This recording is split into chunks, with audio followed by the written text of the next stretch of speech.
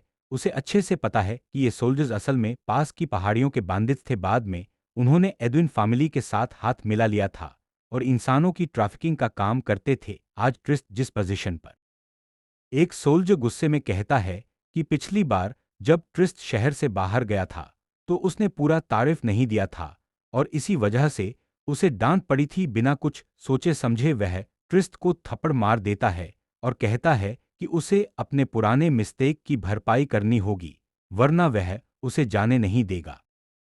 Tourist argue करता है कि उसने उतने ही पैसे दिए थे जितने सोल्जर ने मांगे थे। सोल्जर कहता है कि तब पैसों की कोई कमी नहीं थी, लेकिन अब है। वह आगे जोड़ता है कि अगर ट्रिस्ट कारज में अकेला होता तो उसे जाने देता, लेकिन चूंकि एमसी भी साथ है, इसलिए अब 5 गोल्ड कॉइन्स देने होंगे। एमसी बीच में दखल देता है और कहता है कि ये पेमेंट बहुत ज्यादा है, और सवाल करता है कि फिर भी शहर का टैक्स रेवेन्यू इतना कम क्यों है। सोल्जर हैरान हो जाता है कि कोई नोबडी उससे ऐसे बात कर रहा है। वह एमसी को मारने ही वाला होता है कि उसकी नज़र ली पर पड़ती है और उसकी सुंदरता उसे आकर्षित कर लेती है।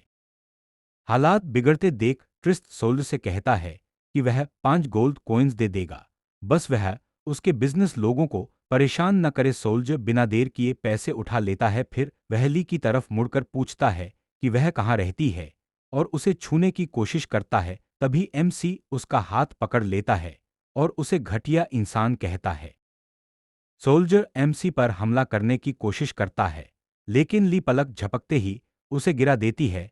एमसी ली से कहता है कि सारे सोल्जर्स को मार दो और उसके बाद जो गार्ड्स उनके साथ हैं वही फौज की सिक्योरिटी संभाले। सोल्जर्स भागने लगते हैं, लेकिन ली उनका पीछा करके सबको खत्म कर देती है। एमसी सोल्जर्स के स्टाट्स देखता है और निराश हो जाता है, क्योंकि वे बिल्कुल ट्रैश निकलते हैं। घर से निकलने से पहले उसके फादर ने उसे बताया था कि पास में एनिमी टेरिटरी है और बेवजह ट्रबल खड़ा करना ठीक नहीं होगा। एमसी खुश होता है कि उसने असली प्रॉब्लम समय रहते पकड़ ली, वरना आगे चलकर उसे एम्पायर से हारना पड़ता। जैसे ही ली बाकी सोल्जर्स को खत्म करने वाली होती है, पीछे से एक आवाज आती है जो पूछती है कि बॉर्डर पर इतना हंगामा कौन कर रहा है। सोल्जर्स पलटते हैं और मुस्कुरा देते हैं, क्योंकि वहां जनरल सीजर खड़ा होता है। एमसी सीजर को देखते ही उसके स्टाट्स चेक करता है। उसे पता चलता है कि सीजर वाकई टैलेंटेड है, लेकिन पूरी तरह डिसलॉयल है। एमसी आगे बढ़कर पूछता है कि क्या वह हल्क फैमिली का सीजर है, जिसका भाई प्रिय टेरिटरी में काम करता है। सीजर इसकी पुष्टि करता है और पूछता है कि एमसी उसके भाई को कैसे जानता है। एमसी बताता है कि प्रीकर एडगर उसकी बड़ी बहन है। यह सुनते ही सीजर और बाकी सोल्जर्स समझ जाते हैं कि उनके सामने खड़ा इंसान ग्रैंड ड्यूक का सबसे छोटा बेटा एमसी है। सोल्जर्स को एहसास हो जाता है कि उन्होंने बहुत बड़ी गलती कर दी है। सीजर को याद आता है कि उसके भाई ने उसे चिट्ठी भेजी थी कि एमसी जल्द ही शहर आने वाला है और उसकी सेफ्टी की जिम्मेदारी उसी की होगी। 1 महीने पहले एल्ड्रिच सीजर से मिलने आया था और उसे ढेर सारा पैसा दिया था। यह कहते हुए कि आगे चलकर शहर उसी पर डिपेंड करेगा। कई लोग सीजर के कान भरते थे कि ड्यूक उसकी काबिलियत नहीं समझता, इसलिए उसे आइसलैंड सिटी जैसे बेकार इलाके में भेज दिया गया। यही वजह थी कि सीजर ने एल्ड्रिच से पैसे लेना आसान समझा। इन सब बातों को सोचकर सीजर अपनी तलवार निकालता है और एमसी को इम्पोस्टर बताता है। वह सोल्जर्स को एमसी को मारने का आदेश देता है और कहता है कि उन्हें इनाम मिलेगा। ली गुस्से में पूछती है कि क्या वह ड्यूक के खिलाफ रिबेलियन कर रहा है। कुछ सोल्जर्स भी सीजर को रोकने की कोशिश करते हैं, लेकिन सीजर कहता है कि सामने वाला पहले ही क्राइम कर चुका है, ड्यूक का बेटा होने का झूठ बोलकर। वह सोल्जर्स को याद दिलाता है कि एमसी ने एडविन फैमिली को खत्म कर दिया था। वह उन्हें लालच देता है कि अगर वे एमसी का सिर लेकर ऑविस एम्पर चले जाए तो उन्हें आरामदायक जिंदगी मिलेगी। सोल्जर्स उलझन में पड़ जाते हैं, लेकिन आखिरकार सीजर का साथ देने का फैसला करते हैं। सीजर एमसी से आखिरी शब्द पूछता है। एमसी उसे पश्चाताप करने का आखिरी मौका देता है, लेकिन सीजर हमला करने का आदेश देता है।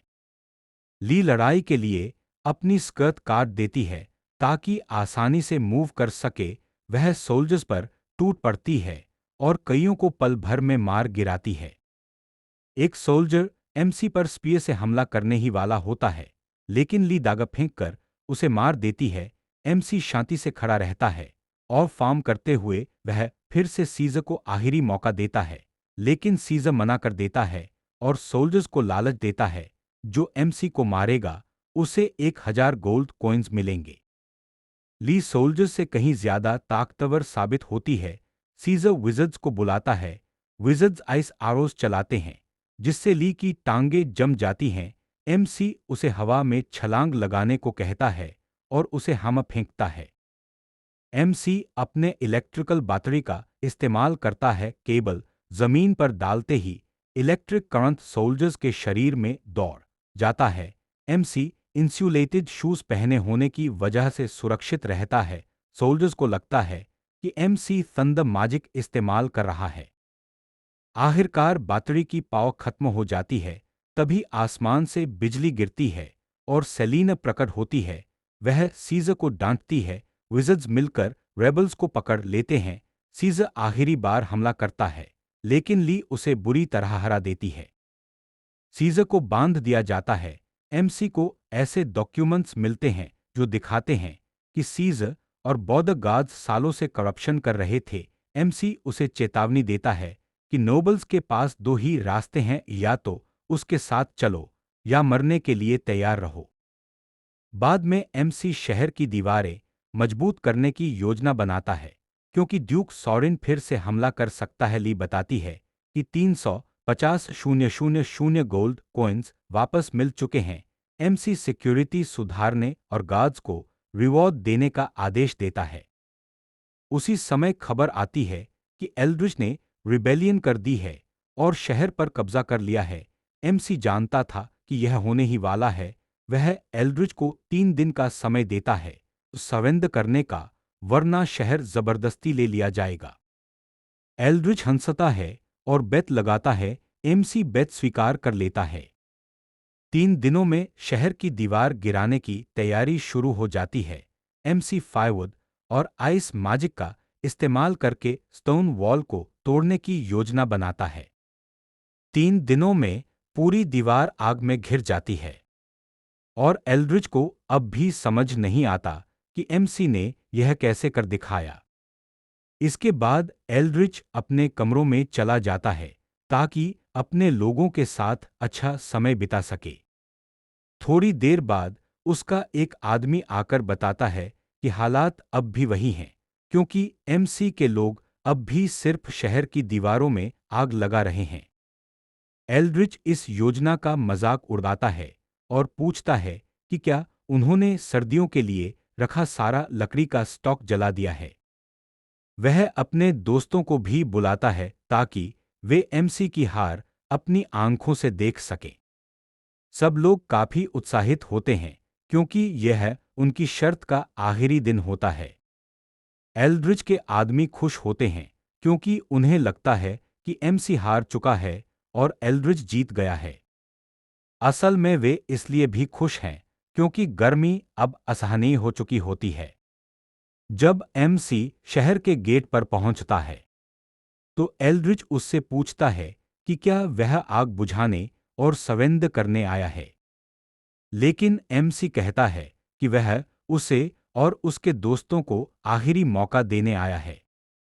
वह साफ कह देता है कि यही उनका आखिरी चांस है, वरना बाद में वह सबको मार देगा। यह सुनकर एल्ड्रिच जोर से हंसता है और पूछता है कि क्या एमसी का दिमाग खराब हो गया है, क्योंकि संवेद करने का कोई सवाल ही नहीं है। वह उसे याद दिलाता है कि कुछ दिन पहले उन्होंने जो बेट लगाई थी, क्या वह उसे भूल गया है। एल्ड्रिच फिर से हंसता है और कहता है कि क्या एमसी अपने ही शब्दों से पीछे हट रहा है, जबकि उसके सोल्जर्स और लॉयलिस्ट्स पहले ही तबाही का रास्ता चुन चुके हैं। एमसी बस इतना कहता है कि जो होने वाला है उसके लिए उसे दोष न दिया जाए। इसके बाद एमसी सेलिना को इशारा करता है। सेलिना एक जबरदस्त थंडरबोल्ट समन करती है। यह देखकर एल्ड्रिच अपने मेजेस को अलर्ट रहने का आदेश देता है। सेलिना बिजली का हमला करती है, लेकिन मेजेस तुरंत एक बावय खड़ा कर लेते हैं। जब लाइटनिंग से कुछ नहीं होता तो वे हंसने लगते हैं और कहते हैं, सेलिना ने हमला किया और चूक गई। अचानक बारिश शुरू हो जाती है, जिससे एल्ड्रिच और उसके लोग पूरी तरह कंफ्यूज्ड हो जाते हैं। उसी वक्त एमसी अपने सैनिकों को दीवार की तरफ बढ़ने का आदेश देता है। सभी सैनिकों के हाथों में ठंडे पानी से भरे बर्तन होते हैं। इतनी ज्यादा एनर्जी इस्तेमाल करने के बाद सेलिना को चक्कर आने लगता है और एमसी उसका धन्यवाद करता है। एमसी यह देखकर इम्प्रेस्ड होता है कि सेलिना के पास मौसम बदलने की ताकत है। वह सोचता है कि भविष्य में यह ड्राउट जैसी समस्याएं हल करने में काम आ सकती है। सेलिना पूछती है कि क्या उसकी योजना सच में काम करेगी। एमसी भरोसे के साथ कहता है कि जैसे ही ठंडा पानी दीवार पर पड़ेगा, दीवार गिर जाएगी। सैनिक दीवार पर पानी डालना शुरू करते हैं और अचानक दीवार से चरमराने की आवाज आने लगती है। एल्ड्रिच हैरान हो जाता है कि दीवार ऐसी आवाज क्यों कर रही है। बाकी नोबल्स भी घबरा जाते हैं और सवाल करने लगते हैं। एल्ड्रिच अपनी आंखों पर यकीन नहीं कर पाता क्योंकि शहर की दीवारें सच में टूटने लगती हैं। कुछ ही पलों में पूरी दीवार ढह जाती है। एमसी अपने सैनिकों को अंदर घुसने का आदेश देता है, लेकिन साफ कह देता है कि जो संवेद करे उसे नुकसान न पहुंचाया जाए। हां, जो विरोध करेगा उसके लिए यह नियम लागू नहीं होगा। सैनिक तेजी से अंदर घुसते हैं और यह सब देखकर सेलिना हैरान रह जाती है। उसे यकीन नहीं होता कि दीवार सच में गिर गई। वह सोचने लगती है कि एमसी ने यह सब कैसे किया। एमसी सेलिना से कहता है कि अब घर लौटने का समय हो गया है।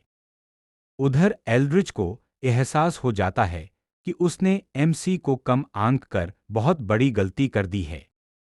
वह भागने का सोचता है और मानता है कि अब उसकी आखिरी उम्मीद ऑबस एम्पायर की सेना है। लेकिन इससे पहले कि वह भाग सके, उसके नोबल दोस्त उसे घेर लेते हैं और कहते हैं कि वे उसे भागने नहीं देंगे, क्योंकि वे अभी मरने के लिए तैयार नहीं हैं। इस वीडियो में इतना ही। अगर इसका नेक्स्ट पार्ट चाहिए तो इस वीडियो पर अच्छा रिस्पॉन्स दिखाना, तो ही आएगा, वरना नहीं आएगा।